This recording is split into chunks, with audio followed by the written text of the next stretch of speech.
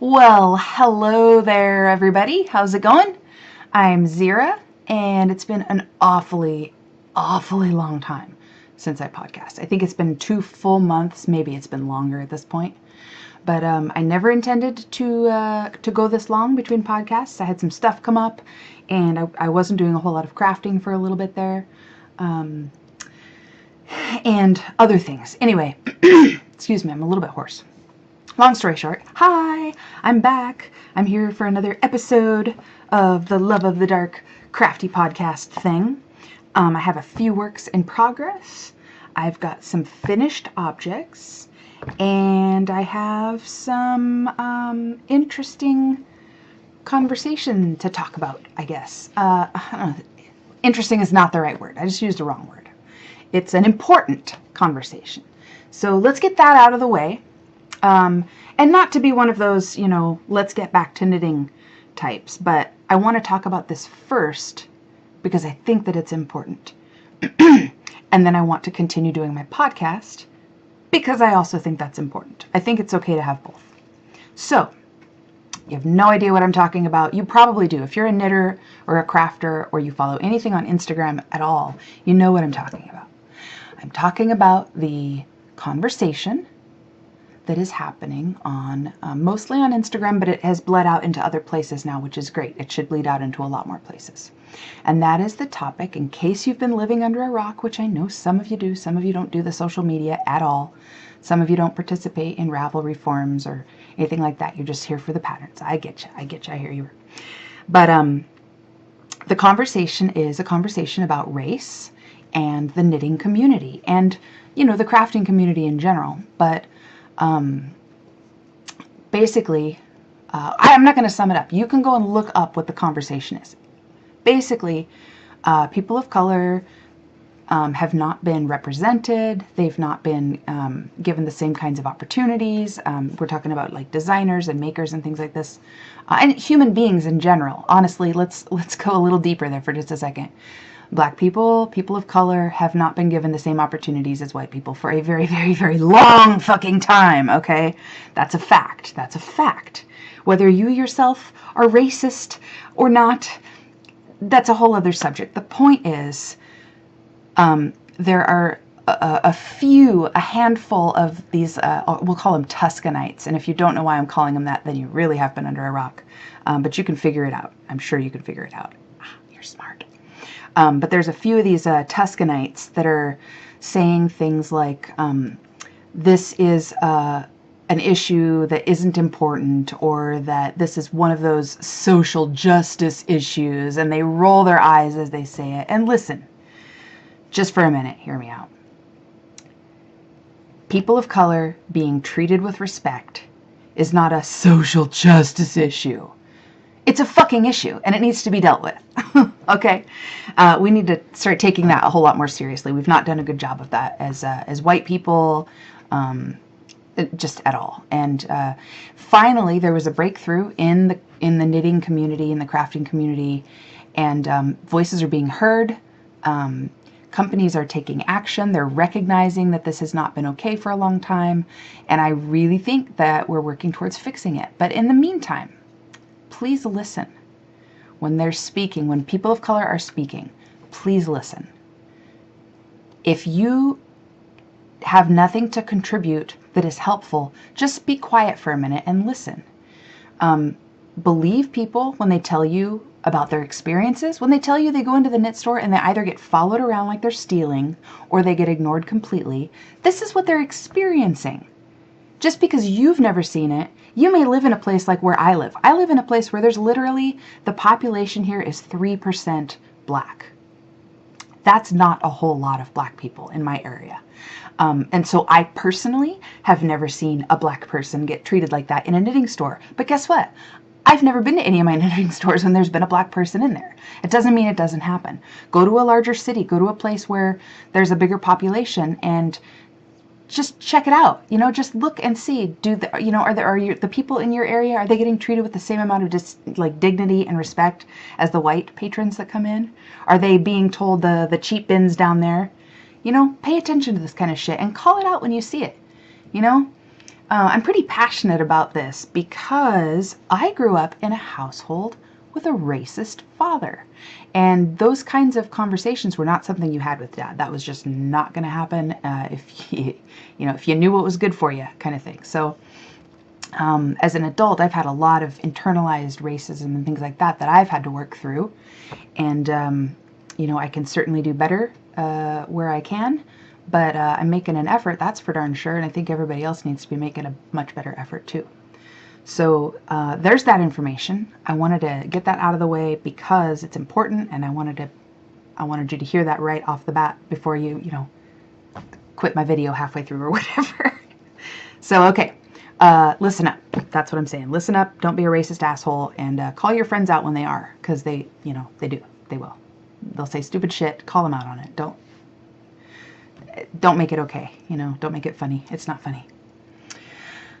I am drinking today pure, organic, fresh squeezed, grass-fed water from the tap. Chlorine-y. So I'm going to move on now to my crafting segment of this little podcast here. I have a few things I'm very excited about. One or two of these things that I'm going to show I might have shown in another podcast. I don't think that I have. I went back through and kind of half-ass watched a few different podcasts thinking, was it in that one? And I didn't see it in any of them. If any of these things are doubles, meh, sorry. But I want to show finished objects first. So I have been on, excuse me, burpy burp. I have been on a bag making frenzy. Oh, did I bring those things over? Oh, wait a minute. I may have to pause the video for a minute. No, I did. I brought them, I swear. Oh, you guys! If I have to pause the video, I'm going to be so mad. Well, no, I didn't. There they are. Okay, sorry. Freak out moment. I thought I was so prepared. And, as always, I don't have any script. I just am flying by the seat of my pants. By the seat of my broom. Okay, first things first. I've made some of these guys. These are super cute. This one I might have shown in another one. I couldn't find it, but I've done a few others. Super cute, geeky math geek fabric. I super love it. It's really great. It's a really good size for a sock project or a mitten project, something like that. It's black and white on the inside because everybody loves black and white, right? Yeah. Geeky. I'm not going to use my autofocus. You can see it just fine from there. I know you can, because I can see it just fine from here. I don't like autofocus. I've said that probably a million times. I don't really watch podcasts that use it anymore because it drives me batty seeing it in and out, and like as soon as somebody like turns their face or something, it starts to focus on something else. You know what I mean? Oh, drives me crazy. Crazy. Here's another one. This is a little different. It's got some of the different fabrics up here. Same geeky fabric on the bottom. This is a little bit bigger than that last one I showed you.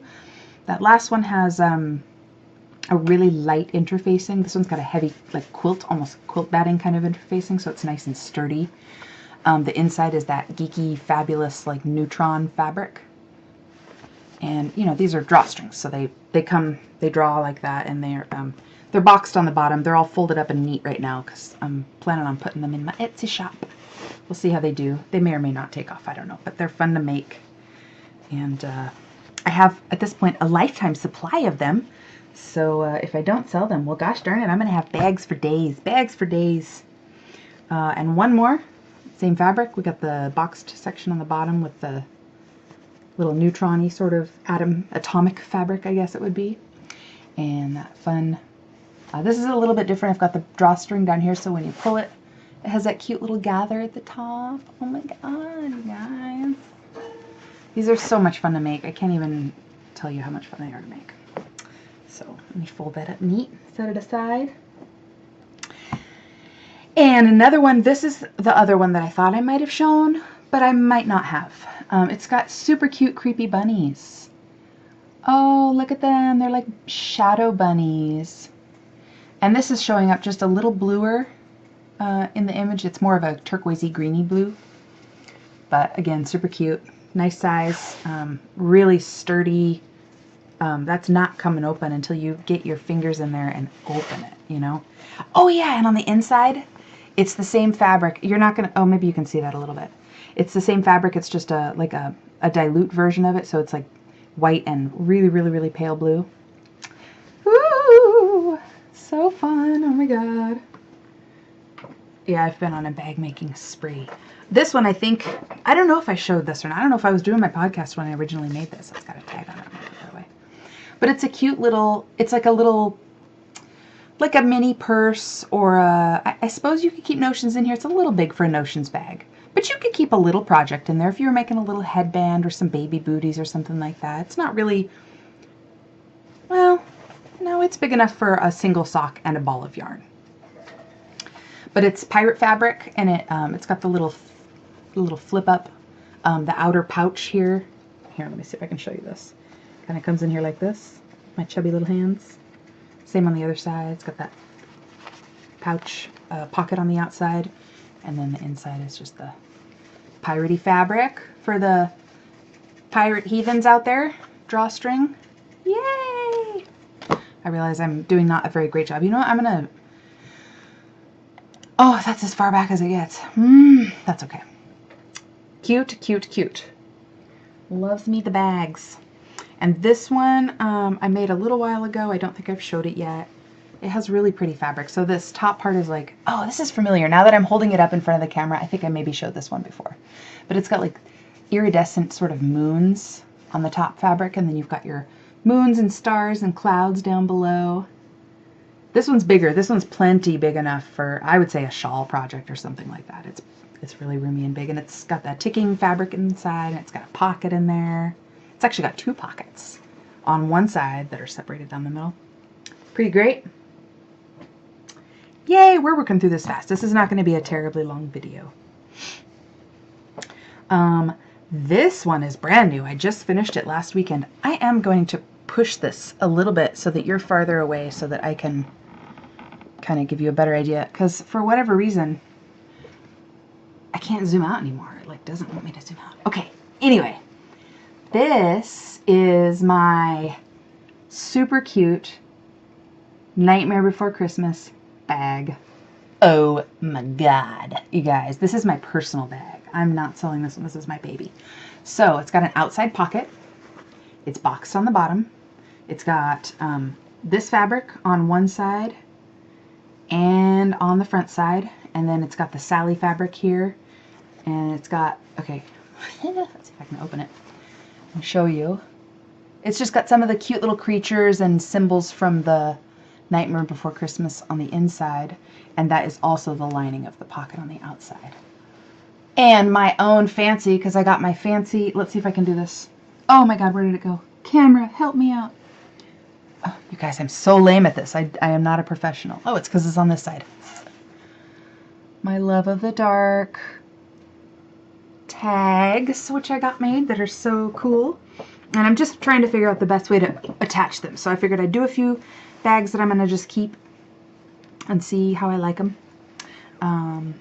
The handle's got this like swirly black. I thought that went really well with the whole Nightmare Before Christmas theme. And again, it's a drawstring, which I love so much. Love this bag. I can't even tell you. It had a project in it. It had a shawl project in it. And it had room. Oh, I was going to mention that the reason I like this bag so much is because this outside pocket, you can fold your pattern and put your pattern in the outside part of the bag so that your pattern isn't getting all squished down in there. And I just realized my head is chopped off, you guys. I'm so sorry. I only exist from here down. Here, let me... hold on 1 second. Zoom. Up. Come on. Is it not gonna... No, it's gonna let me zoom down, but not up. Weird. I'll just scrunch. I don't know what... Oh, it's because I pushed this damn thing back. You guys, I've had so much caffeine today. It is sick. You don't even know. I can't even... There we go. Okay. Moving on. Oh, did I show... No, I showed this already. I didn't. There's two of them. So this is the other cute little triangular notions pouch. Now, the thing I like about my notions pouches is that they are fully lined. So there isn't that weird seam thing that happens sometimes with those little guys. Little triangular guys. Oh my God. Are you ready? Oh my God. Okay. I decided to make a big project bag. And this project bag is plenty big enough for a sweater. Plenty. Oh my God. I'm going to open it up. You guys. Okay, first of all, I'm going to fold this down for a second. This is one of those bags. Let me open it. That when it is open, okay, it has the top portion that you can drawstring shut, and you can stuff that down into the bag if you want, so you can literally carry it like this. So the fabric is these, it's an Alexander Henry fabric, and it's, I don't know that it's part of the Ghastly's collection, it might be, but it's something along those lines. But you've got this woman down here kind of giving you the side eye, like, you know, looking at you, and these two over here are gossiping about something. And then on the back side, oh my God, there's these little witches, and they're all whispering like, oh my God. Who knows what they're whispering about. I was going to come up with something great and I didn't. And again, I'm sorry, I don't know how to do this very well. But yeah, just really, really great, super fun. There's this guy crossing the tracks. This is the guy down here. He had a big old, like, one of those old-fashioned bikes that has the one big wheel and the one little wheel. I've got a little bit more of this fabric. I've got enough to do, I think, 2 more bags if I like select specific scenes. There's a term for that when you use your fabric like that. I don't know what it is. If I was to just, you know, use up however much I had, I probably could make 3 bags out of it. But I like the specific scenes. I really, really, really liked those 3 little witches. They just make me so happy. Here, let's see. Look at them. They're like, ooh. Okay, I'm going to break my rule. I'm going to use autofocus for just a second. Because look at them. Oh my God. You guys. Okay, now I'm taking autofocus off because... Oh! I have to take it off after it focuses on me. There we go. I'm such a dork. Okay, so anyway, this bag is large. It's big enough for a sweater. It's boxed on the bottom. It's got a 4-inch box on the bottom, so that's really nice. And then the inner part, you know, stuffs down in there if you want to, or you totally don't have to. The inside is, I didn't put any pockets in this one because it was kind of a prototype sort of a thing, and I wanted to make sure it was going to work. It's just a plain sort of creamy colored fabric on the inside, and then this guy here. So yeah, you've got your drawstrings, and you've got your little carry. Here, let's scooch back. There we go. Now you can see the whole thing. Jeez Louise, Zara. This I'm probably going to put in my Etsy shop. I'm so tempted to keep this for myself, and maybe I will. Maybe I'll make another one to put in the Etsy shop. Oh, I just love this bag so much I can't even tell you. So there's that. That was my super like, oh, I did this thing, I made a thing and it worked kind of moment for the week. There's another thing. I have been making, okay, confession time. As I'm sitting and sewing and I'm snipping threads, I don't have anywhere to put my threads. Half the time they just go on the floor and I'm like, what's it matter? I'm going to vacuum it up later. And then I get thread wrapped around the thing and I have to cut it out, and it's just like a waste of my time, pain in my ass. And I was like, there's got to be some kind of a thing. What if I sewed a little thing? And I looked it up, and sure enough, there's this thing called a thread catcher. Oh, who'da thunk? So there's all different styles of them that I've seen. And this one that I found was super, super easy, and it just uses the tiniest bit of fabric. And oh my God, it is so cute. And I can have one on my ironing board. Because as on my ironing board, when I'm making my bags, I like to, you know, iron everything out, and then I will actually cut the interfacing on the ironing board rather than on my cutting mat, because when I'm using my rotary trimmer to cut that kind of fabric on my ironing or on my cutting mat, it embeds itself into the slice, and so I've got this like slices of, it's a nightmare. So I cut my regular fabric on the mat, and I cut the interfacing or the batting or the quilt, you know, the quilt batting or whatever. I cut that with scissors on the ironing board. And where was I going with that story? Oh my God, I just completely lost track of my brain. Oh, yeah. So as I'm cutting, you know, and ironing and stuff, sometimes there'll be like a little corner that needs snipped. So I'll have these little pieces of fabric and they just kind of collect, and I stick them down at the end of my ironing board, and I'm thinking, oh, I'll toss them later or whatever. Well, now I can have one of these sitting on my ironing board and sitting next to my sewing machine. And guess what? The little threads go in there. When it fills up, I throw it in the garbage. Not the whole thing, just the thread. But, oh my God. Oh, it's cute little fit in the palm of your hand sort of bags. I really need to get better at this whole camera thing. Little decorative buttons. I mean, you could probably turn it inside out, I guess, if you wanted to. Let's see. Oh yeah, you totally could. You could totally, I don't know why anybody would do that, but you could if you wanted to. So yeah, I went on a spree because they only take me, less than a half an hour for each one from start to finish, including all the cutting and everything. So yeah, I made that one. And I made this one. And they're kind of flat now because I flattened them down so I could store them. So we'll kind of puff them out a little. There we go. With these gorgeous batik fabrics, right? Oh, batiks are kind of expensive. So this is a cool way to use up like the smaller pieces. You know, if I've got like a 8-inch or 10-inch square or something like that. Use it up, use it up. So there's those two. Oh, and then this one. Oh, it's so beautiful. Look at the inside of that. It's so pretty. Oh my God. The purple buttons. Yeah. Ah, and oh my God, this one kills me. I bought this fabric a long time ago thinking I was going to do this grand thing with it, and I never did. It's been sitting in my stash for like probably 3 years. Yeah, 3 years. Oh my God. Okay, you've got picnic basket gingham and ants. Ah! I'm going to use autofocus again one more time, as much as I hate it. Look at that. See, that's what I don't like, the in and out thing. Oh my God. You guys. Oh my God. Ants in the picnic basket, right? There's another one that's somewhere and I don't know where oh, it's because I'm using it. I made another one. I'm not going to run grab it. It's out by my sewing machine, but it's great. It's a piratey fabric.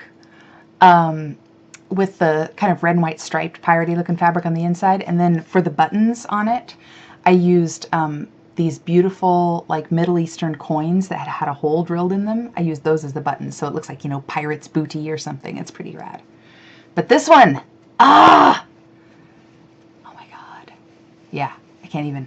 So yeah, my little thread catchers, I'll probably make another dozen of them this weekend because, oh my God, they're so fast to make and so fun, and I'm going to list them in my Etsy shop. So if you're interested in those, please go by and take a peek, and I'll list my shop below at some point. I might not do it right this second, but I'll do it soon. And I wanted to show you this really great gift that I got. I don't believe that I shared this yet. I'm going to share it again, even if I did share it already, because it's worth sharing twice. So this was a gift from my priestess.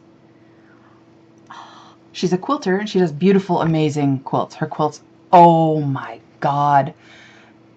I swear there isn't a quilt maker in the world that does a nicer quilt than she does. They're fabulous. But she made me this gorgeous, she made all of these flowers out of ribbons and beads, just made them.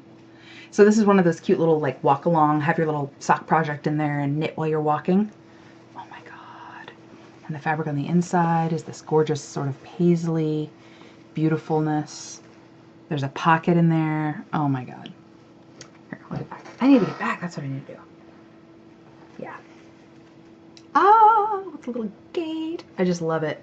She showed me it. It was funny. We're over there taking a class right now from her. We're over there doing our studies and whatnot. And she pulled that out and was like, what do you think about that? And I was like, oh my God, that is so cool. I love it. Blah, blah, blah. And I was like, that's like one of those knitting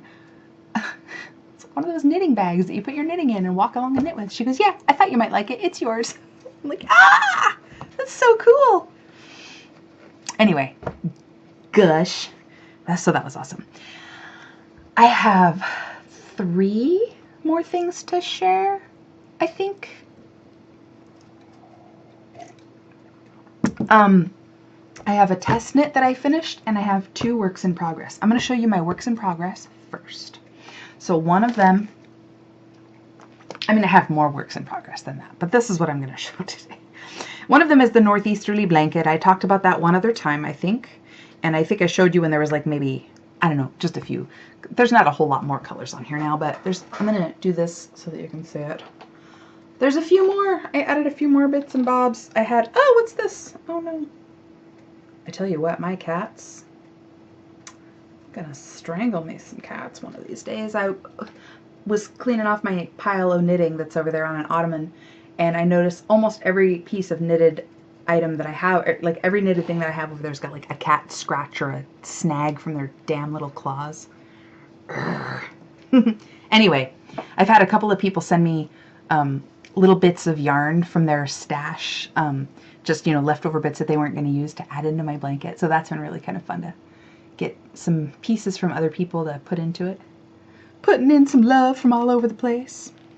So yeah, that's a fun little thing. If I have a moment where I'm like, I'm sad and I don't want to make anything and I don't know what I'm doing, this is what I pick up because it snaps me right out of it. And it's, I mean, you could knit 2 inches on it in a half an hour easily. Super, super easily. Probably more than that, geez. So the speed of which it lengthens is rapid. All right, and then my final work in project that I'm going to show you is this. And I wonder if you can guess what this is. Okay. I'll hold it up this way. Ugh. Jeez Louise, how's this? Okay, anyway, I'm just gonna go like this for a minute. So, a while back, and I think maybe last time or time before last, I talked about that amazing, amazing hood pattern. It's like a kind of fantasy fairy costume hooded poncho shawly thing from Michael Vlodeman. It's called the Ranger Cowl, and it's really, really awesome. And I knit it for myself, and I love it, and I still love it to this very day, and I wear it all the time when it's cold. So here's the thing with that shawl. It is voluminous. The hood is wonderful and voluminous.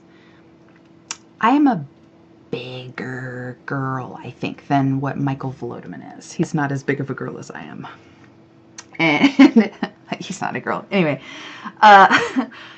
so in the back, it comes up to like the very, very tippy top of my bra strap, and I have to like yank it down to sort of like feel like it's on me. And so I thought if I knit that pattern again, which I would knit that pattern a dozen times, it's very easy and it's really fast and it's gorgeous. So I said if I knit that same pattern on needles that are like 5 sizes bigger, I'm exaggerating, and yarn that's like 10 sizes bigger, I'm exaggerating again, it's going to make a bigger piece that'll kind of fit maybe, and it might hang down a little lower and I might feel a little more comfortable in it. And guess what? I was totally right. This is way bigger. So I believe, okay, so first of all, that other one that I knit, the first one is knit in the Cascade Eco Plus in black. This is the Cascade Magnum, which is really big. Like, I mean, that is like almost finger size. No, it's not. Exaggerating again. It's one of my things. I'm a Capricorn. Which has nothing to do with that, but oh, now I'm gonna sneeze. Oh, am I allergic? I better not be allergic. Anyhow, I swear I'm gonna sneeze, you guys. There's no sun for me to look at. I'm trying to look at my lights. It's not working. Significantly bigger. I would say a minimum of twice as big, maybe a little bigger, maybe like 2.5 times again as big as the yarn that I used before. And the needles I'm using, are these 13? Yeah, I'm size 13, 9mm needles. So it is, I feel like, I'm gonna get back here. I feel like the first one that I knit when I was here, it was probably like about that wide. Maybe not that wide. So we're looking at like another this again wider. Yeah, you know, if that makes sense. And it's the same kind of good dense fabric, not too dense, but you know, dense enough to keep the cold out. I've knit my hair into a piece of it here, like I do. Oh my God. Anyway, I don't know that I have enough wool for the whole thing. I have 2 full skeins of this, and I think I'm going to probably need a third because it knits up really fast, and it's really, really bulky yarn, so there's not as much yardage as there would be in, you know, a thinner weight yarn. But I'm really excited to get that finished. I cannot wait. I feel like that will be something that I would literally wear every day in the winter, in the fall and winter when it's cold. And if I like it as much as I think I like it, I'm gonna make another one because I have the same yarn in purple. And purple and red go really good together. So there's that. So yeah, the last thing that I want to show you, I feel like I've just totally rushed by, but it's been half an hour already, so I guess it's not been that rushed. Oh my God, you guys. Okay. One of my favorite designers is Michelle Simpkins, and she is also known as the creator of the Hagstone Handmade. So she's got Hagstone Handmade Publishing, which focuses on the words, and then Hagstone Handmade, just Hagstone Handmade for the knitting and the other, you know, making content. A long time ago, I feel like it's been a long time ago. It probably hasn't been as long as I think, but I feel like I saw that she had posted an image of a spirally kind of goddess that was knit, and it was a cable pattern, like an altar cloth or a shawl or something. It was kind of a rectangular thing. And I feel like there was a conversation around it, and somebody said, oh, are you going to make that or something? And she'd been working on the pattern for a long time, it felt like. And it finally came out for a test knit, and I was like, oh, please pick me, pick me, pick me. And it was so funny because she did pick me, and I was like, yes, I'm so excited. I am so excited to work on this project. Number one, because I like being a test knitter. Oh, my camera just stopped. I don't know if I'm still going or not. Anyway, if you noticed any of that, sorry about that. I'm not sure what happened with my camera. It just stopped for a second. Anyway, looks like we're back. Where was I? Anyway, I got picked to be a test knitter. I was very, very excited. And she sent me the pattern, and I started on it. And right off the bat, there was something that was not quite right, and I couldn't figure out what it was. And we texted back and forth a bit, and I kind of felt like, oh no, she's gonna think I don't know what I'm doing, because I do cables really well. And I was like, oh crap, she's gonna think I'm a super noob and don't know what I'm doing, and she's gonna regret picking me. And I was like, I didn't want to complain anymore, but this thing just kept being not quite right, and I couldn't figure it out. And after just a long time, not a long time, but after a significant, number of texts back and forth, she was like, oh my God, you're totally right. When I formatted the thing, it cut the first line off, which threw everything off by a line. And so everything was just slightly not quite right. And it made me laugh because I was like, oh, thank the goddess. Like, she's, this whole time I'm thinking, oh, she's going to think I'm a noob. And I'm totally not a noob, you guys. I totally do this thing. But so she got everything together the right way. And like, I don't know if she reformatted it or what she did, but sent the pattern again. And within like 5 rows, I'm like, oh yeah, I can totally see it. This is what it's supposed to look like. This is awesome. So I'm going to show you it now because it's rad. There's one mistake in this, and it is not her pattern. It was my miscross. Instead of going this way, I went this way, and so there's just a little thing. It's only in one little spot. No big deal. I went through the pattern repeat 1 time, because I wanted to see exactly where the start and stop was. I'm going to be using this as an altar cloth anyway, so it didn't need to be huge, but I'm probably going to make a couple more of these as like maybe triple or quadruple length, nice long squishy scarves. I'm very excited about it. So I have this folded in half, and I'm going to show you the front, and then I'm going to show you the back. And I think I don't want to do the autofocus. We're just going to do this. So this is the front, or the end, the top end or whatever. It started on this edge and went up this way. So you can see her right here. We've got her base here, And she comes up. Oh, I've got a little thing on my screen. It's going to drive me crazy. Get out of there. Okay. Here we are. Her little base comes up. Her little chest area is here. Her little arms come up here. We've got her little head, her little spiral. It's totally a goddess. It's so awesome. And on the back side, it's pretty much the same thing. You can see it really well on camera, my stripiness. And that is because right about here, I ran out of this color of yarn. I went to go get more yarn. I'm sorry, I keep looking at the thing instead of at you. Hi, how are you? I've missed you. I ran out of my yarn. I went to buy more yarn, and what I had forgotten is that the last time I bought that yarn, I only bought one skein of it. It was a discontinued color. And I was like, I am not going to wait for some random raveler to have a few scraps that I can buy off of them. I'm just going to buy the closest thing I can find. And I did. And it's really, really similar. And in fact, in person on this side, you can't see it. You can see it on the back side in person. But for whatever reason on the front side, it's very, very minimal. I'm going to over dye this thing a really dark purple anyway, so it's not going to matter. But anyway, long story short, look at this cable pattern. This is so beautiful. She's got these seed stitch areas inside of some of these loops here, and it's just, and I'm going to show you my error. So right here, let me do this with this hand because geez Louise, zero. Okay, this one right here. One of them should have crossed under here or under here. I don't remember which. And I failed to do that. That was my error. The pattern was written. I actually went back through after I blocked it and everything. I was looking at it going, oh, wait, no. And I was going to email her and say, oh, no, there's this one that you got wrong. Not you got wrong, but you know what I mean. And I went back and I looked line by line and I was like, oh, wait a minute. That was my bad.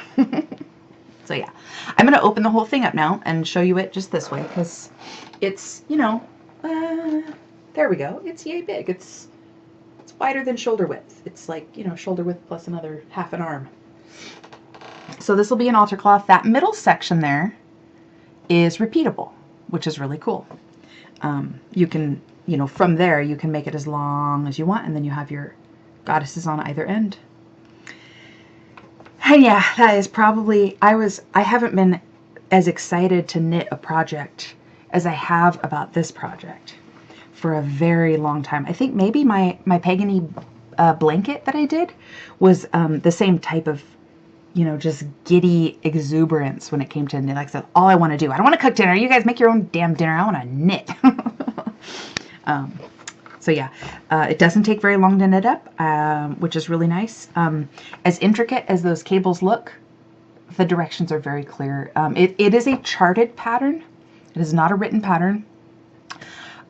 Guess what? I don't like charts. I can totally do them. And when she said, hey, can you read charts? I was like, yeah, I can read charts. But you know what I do when I have a chart?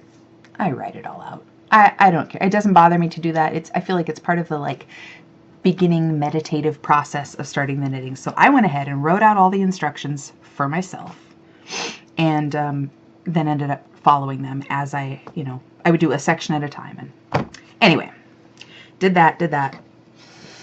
That's the last thing I have to show you guys today.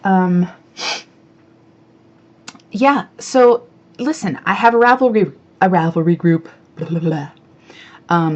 If you want to join it, you are more than welcome to come and join it and hang out. There's not a lot of action in there. It's kind of slow, but, you know, I haven't been super, like, just, I haven't been pushing, you know, anything. I'm like, whatever. I have a video when I have a video. If you want to watch it, you do. If you don't, you know, whatever.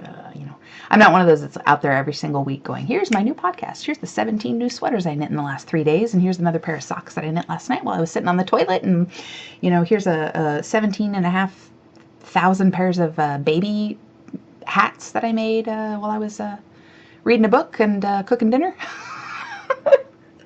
You guys, there are people out there who do this. I do not know how these people make a sweater a month on top of the 18 dishcloths and the 30 pairs of socks. Like, y'all must not have real jobs. I mean, that's the only thing I can think of. Because if I didn't have a real job, I would also make 5 sweaters a month. I would do that. But not comparing myself to other people. I'm only me. And I still feel like I get a lot done. So there's that. I hope you all are just really great. And thanks for coming back. Thanks for being patient with me while I was gone for 2 months and some days. Join my Ravelry group. It's the Love of the Dark Fiber Arts podcast group on Ravelry. You can look me up. If you can't find me, just send me a message and I'll send you a link. I'm Love of the Dark, all one word. And on Instagram, you can find me as Zira, and that's ZZZIRAAA. And that's it. That's it for this podcast. Have a lovely evening, week, month, however long. Have a lovely amount of time. I don't want to be, specific, because you should get to choose the amount of time that you get to have lovely. All right, guys. Thanks for putting up with my crap.